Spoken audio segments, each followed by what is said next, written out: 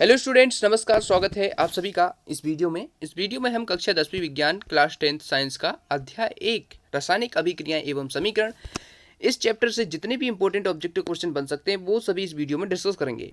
इस वीडियो में total 15 question ले रहे हैं, सभी ऑब्जेक्टिव टाइप होंगे।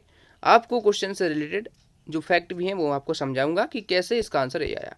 तो चलिए शुरू करते हैं। इससे पहले मैं आपको बता दूं कि आपने हमारा चैनल सब्सक्राइब नहीं किया है, सब्सक्राइब कर लीजिए। इसी प्रकार से आपको सभी चैप्टर के ऑब्जेक्टिव क्वेश्चन हम प्रोवाइड कराएंगे जो कि आपकी बोर्ड परीक्षा में बहुत ही इंपॉर्टेंट है, बोर्ड परीक्षा के लिए। ठीक है, तो चलिए शुरू करते हैं। फर्स्ट क्वेश्चन है यहाँ पर है, निम्न में से कौन सा भौतिक परिवर्तन नहीं है? खौलते पानी से जल वाष्प बनना, बर्फ का पिघलकर जल में बदलना, एलपीजी का दहन, नमक का पानी में घुलना। तो आप बता सकते हैं कि इनमें थर्ड ऑप्शन सही है, एलपीजी का दहन।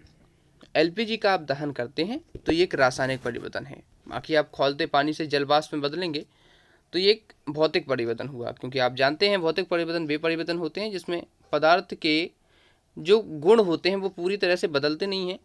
जैसे कि आप देखते हैं रासायनिक गुण नहीं बदलते। जब खौलते पानी को आप जलवाष्प में बदलेंगे तो पानी की अवस्था ही चेंज हुई है, लेकिन उसके रासायनिक जो गुण हैं, जैसे कि और प्रॉपर्टी है, रंग में परिवर्तन है या कोई भी परिवर्तन, वो नहीं होगा। ठीक है, जैसे आप कागज़ के टुकड़े को लेते हैं, उसको फाड़ देते हैं, तो वो क्या है? भौतिक परिवर्तन। ठीक है, उसको हम फिर से वैसा का वैसा बना सकते हैं। उसको फिर से, जैसे आपने किसी कागज़ को फाड़ा, उसके टुकड़े किए, तो अब इन टुकड़ों को आप फिर से जोड़ सकते हैं। लेकिन एलपीजी को आप दहन कर देंगे एक बार, तो फिर से क्या एलपीजी आप बना सकते हैं? नहीं बना सकते। ठीक है, तो जो रासायनिक परिवर्तन होते हैं वो यदि अभिक्रिया एक बार हो गई तो उसको आप वापस नहीं कर सकते। सामान्य रासायनिक विधियों से नहीं कर सकते, लेकिन कुछ केसेस में कर सकते हैं। तो इस प्रकार से इसका थर्ड आंसर सही हो जाएगा। एलपीजी का दहन एक रासायनिक अभिक्रिया है और इनमें जो इन तीनों ऑप्शन दिए गए हैं ये भौतिक परिवर्तन के उदाहरण हैं। चलिए अगला क्वेश्चन देखते हैं। प्रश्न क्रमांक 2 है, निम्न में से कौन सी ऊष्माक्षेपी अभिक्रिया है? ऊष्माक्षेपी अभिक्रिया ऐसी अभिक्रिया होती हैं जिसमें ऊष्मा निकलती है। ठीक है, जिसमें ऊष्मा का शोषण होता है वो ऊष्मा शोषी होती है, जिसमें ऊष्मा निकलती है वो क्या होती है? ऊष्माक्षेपी। तो इनमें से कौन सी अभिक्रिया है जिसमें ऊष्मा निकलती है? जल का बिना बुझे चूने से अभिक्रिया, जल का वाष्पीकरण, कपूर के क्रिस्टल का उत्पादन या फिर शुष्क बर्फ का उत्पादन। तो इसमें सही ऑप्शन है ऑप्शन नंबर ए, जल की बिना बुझे चूने से अभिक्रिया। जब जल की आप बिना बुझे चूने से अभिक्रिया करेंगे तो उसमें ऊष्मा निकलती है। आपने देखा होगा जब आप चूने पर पानी डालते हैं, बिना बुझे चूने पर, तो उसमें से कार्बन डाइऑक्साइड गैस भी निकलती है और साथ में ऊर्जा भी निकलती है, ऊष्मा भी निकलती है। ठीक है, तो ये हो गया आपका ऊष्माक्षेपी का उदाहरण। ठीक है, अब आगे देखते हैं। प्रश्न क्रमांक 3 है, 6Fe2O3 6Fe2O3 प्लस 2Al से मिलकर क्या बना? Al2O3 plus 2Fe। तो इसमें बताना है कि ये कौन सी अभिक्रिया है, किस प्रकार की अभिक्रिया है। तो देखिए, इस अभिक्रिया में आप देख सकते हैं कि Fe2O3 जो था आपका, इसमें से Fe अलग हो रहा है, Fe निकल रहा है। ठीक है, इस यौगिक में से, इस विलयन में से Fe निकल रहा है। कौन निकाल रहा है इसको? एल्यूमिनियम। तो एल्यूमिनियम Fe को विस्थापित कर रहा है, निकाल रहा है।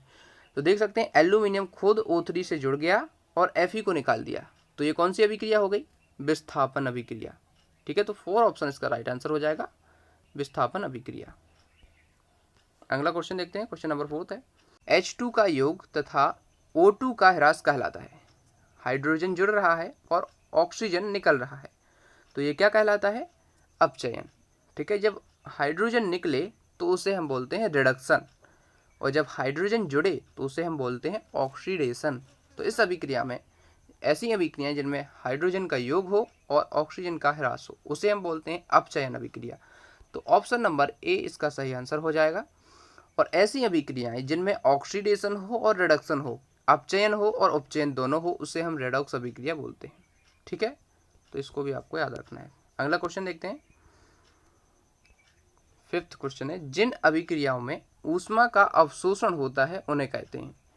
जिसमें ऊष्मा का अवशोषण होता है उसे क्या कहते हैं। जैसा कि हम पहले देख चुके हैं, ऊष्मा शोषी अभिक्रियाएं होती हैं जिसमें ऊष्मा का शोषण होता है, अवशोषण होता है, लेकिन ऊष्मा छिपी वो होती हैं जिनमें ऊष्मा निकलती है। तो ऊष्मा शोषित हो रही है तो वो ऊष्मा शोषी अभिक्रिया हो जाएंगी। सेकंड ऑप्शन सही हो जाएगा। अगला देखते हैं क्वेश्चन नंबर 6। निम्न में से कौन सा एक रासायनिक परिवर्तन की विशेषता नहीं है। रासायनिक परिवर्तन की विशेषता क्या नहीं है। रंग में परिवर्तन होता है, ताप क्रम में भी परिवर्तन होता है, गैस का उत्सर्जन भी होता है रासायनिक अभिक्रियाओं में, लेकिन आकार में परिवर्तन नहीं होता। ये भौतिक परिवर्तन का उदाहरण है। ठीक है, तो फोर्थ ऑप्शन इसका सही आंसर हो जाएगा।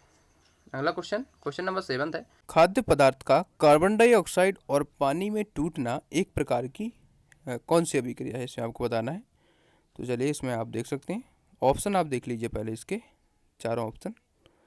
तो इसका राइट आंसर हो जाएगा ऑप्शन सेकंड। ठीक है, इसमें ऊष्माक्षेपी अभिक्रिया होती है। इसमें होता क्या है, खाद्य पदार्थ जब टूटेगा तो कार्बन डाइऑक्साइड और पानी में टूटेगा, तो इसमें क्या होगी, ऊष्मा निकलेगी, ऊष्माक्षेपी अभिक्रिया। अगला क्वेश्चन देखते हैं, प्रश्न क्रमांक 8। सोने और प्लेटिनियम को गलाने वाले अम्ल का नाम लिखिए। तो एक्वाराइजर जो अम्ल होता है वो सोने और प्लेटिनियम को गला देता है, तो ए ऑप्शन सही है। अगला क्वेश्चन देखते हैं, क्वेश्चन नंबर 9। रासायनिक अभिक्रिया में भाग लेने वाले पदार्थ कहलाते हैं। तो अभिकारक कहलाते हैं। ठीक है, तो थर्ड ऑप्शन सही है। 10वां क्वेश्चन देखते हैं, लंबे समय तक सेवन न करने पर सूखे मेवे सड़ जाते हैं, क्योंकि देखिए ये कैसे होता है, जब लंबे समय तक आप किसी खाद्य पदार्थ को रख देते हैं तो वो विकृत गंधिता के कारण सड़ जाता है। ठीक है, तो इसका सेकंड आंसर सही हो जाएगा। अगला क्वेश्चन नंबर 11 है। निम्न में से कौन एक रेडॉक्स अभिक्रिया है। तो रेडॉक्स अभिक्रियाएं वे अभिक्रियाएं होती हैं जिनमें अपचयन व उपचयन दोनों हो। ठीक है, ऑक्सीडेशन भी हो और रिडक्शन भी हो। तो ऐसी कौन सी अभिक्रिया इसमें आपको दिख रही है जिसमें ऑक्सीडेशन भी हो रहा है और रिडक्शन भी हो रहा है। इस क्वेश्चन का थर्ड ऑप्शन सही है। ठीक है, तो इसमें ऑक्सीडेशन और रिडक्शन दोनों हो रहा है। नीचे दी गई अभिक्रिया में कौन सा कथन सही है। 2Cu प्लस O2 से बना 2CuO। तो इसमें क्या हो रहा है, कॉपर का ऑक्सीडेशन हो रहा है, ऑक्सीकरण हो रहा है। तो इसका सही हो जाएगा ऑप्शन नंबर ए, क्योंकि कॉपर में ऑक्सीजन जोड़ रहा है। अगला क्वेश्चन देखते हैं, लोहा को जिंक से लेपित करने की क्रिया को क्या कहते हैं। तो इसको हम क्या कहते हैं, इसको मैंने कम्युनिटी टैब में पूछा था तो कई लोगों ने इसका आंसर बहुत ही गलत बताया, उन्होंने संक्षारण लगाया इस पर, लेकिन इसका राइट आंसर है गैल्वेनीकरण। चूँकि जब आप लोहे पर जस्ते की परत को चढ़ा देंगे तो क्या होगा, उसमें जंग नहीं लगेगी, तो संक्षारण तो हो ही नहीं सकता इसका, तो इसे हम बोलते हैं गैल्वेनीकरण। जब लोहे पर आप जस्ते की परत को चढ़ा देंगे, ठीक है, ये आपने जस्ता चढ़ा दिया, तो इसको हम बोलते हैं गैल्वेनीकरण। तो इसका सेकंड आंसर सही हो जाएगा। ठीक है, संचारण नहीं होगा।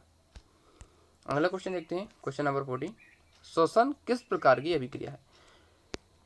श्वसन किस प्रकार की, तो आप देखते हैं श्वसन में होता क्या है, एक ऐसी अभिक्रिया है जिससे हमें ऊर्जा प्राप्त होती है, हमारे शरीर की जो रासायनिक अभिक्रिया हैं वो चलती हैं, तो उसे हम बोलते हैं ऊष्माक्षेपी अभिक्रिया। ठीक है, तो इसका सही आंसर हो जाएगा ऑप्शन ए, इसमें ऊष्मा बनती है। क्वेश्चन नंबर 15 देखते हैं, जस्ता तथा तनु हाइड्रोक्लोरिक अम्ल की अभिक्रिया के फलस्वरूप निम्न में से कौन सा गैस बनता है। कौन सी गैस बनती है, देखिए जब आप जस्ते तथा तनु HCl जो होता है, जिंक और HCl की जब क्रिया कराएंगे तो ZnCl2 बन जाएगा और हाइड्रोजन गैस बन जाएगी। ठीक है जी, आपके प्रयोग में भी दिया गया है, तो इसका सही आंसर हो जाएगा option number third, H2 hydrogen gas बनती है। तो इस प्रकार से आप देख सकते हैं आज हमने चैप्टर फर्स्ट है आपका साइंस का, क्लास 10th का, उसके ऑब्जेक्टिव क्वेश्चन देखे।